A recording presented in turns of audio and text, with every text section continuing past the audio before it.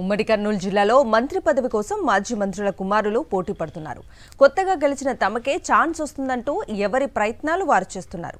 వారసత్వమే బలంగా, లాబీయింగే అస్త్రంగా cabinet berth కోసం పావులు కదుపుతున్నారు. ఇంతకీ ఎవరా నేతలు, వారు చేస్తున్న ప్రయత్నాలు ఏంటి? Watch the story. కర్నూలు జిల్లా రాష్ట్ర రాజకీయాల్లో ఎప్పుడూ ప్రత్యేకంగా నిలుస్తుంది. ఈ జిల్లా నుంచి కాంగ్రెస్, టీడీపీ హయాంలో సీనియర్ నేతలు మంత్రులుగా పనిచేశారు. అయితే ఇప్పుడు కూటమి ప్రభుత్వంలో కేబినెట్ బెర్త్ కోసం సరికొత్త పోటీ నెలకొంది. అయితే అది సీనియర్ నేతల నుంచి కాదు, కొత్తగా ఎన్నికైన జూనియర్ నేతల నుంచి. అందులో ప్రధానంగా మాజీ మంత్రులు టీజీ వెంకటేష్, మాజీ డిప్యూటీ సీఎం కేఈ కృష్ణమూర్తి కుమారులే ముందున్నారు. టీజీ వెంకటేష్ కుమారుడు టీజీ భరత్ కర్నూలు ఎమ్మెల్యేగా గెలుపొందగా, పత్తికొండ నుంచి కేఈ శ్యాంబాబు విజయం సాధించారు. ఇప్పుడు ఈ ఇద్దరు యువ ఎమ్మెల్యేలు మంత్రి పదవి కోసం పోటీ పడుతున్నారు. కాంగ్రెస్ హయాంలో చిన్న నీటిపారుదల శాఖ మంత్రిగా టీజీ వెంకటేష్ పనిచేయగా, టీడీపీ హయాంలో కేఈ కృష్ణమూర్తి డిప్యూటీ సీఎంగా పనిచేశారు.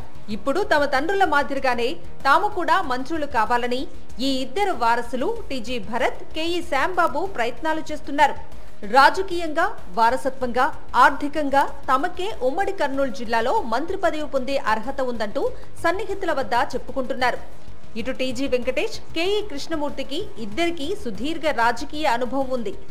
ఈ అనుభవాన్ని ఉపయోగించుకుని తమ కుమారులను మంత్రులుగా చూడాలని ఆరాటపడుతున్నారు. అందులో భాగంగానే తమకున్న బలమైన పరిచయాలను ఉపయోగించుకుంటున్నట్లు తెలుస్తోంది. టీడీపీ అధినేత చంద్రబాబుతో కేఈ కృష్ణమూర్తి, టీజీ వెంకటేష్ కు మంచి పరిచయాలు ఉన్నాయి.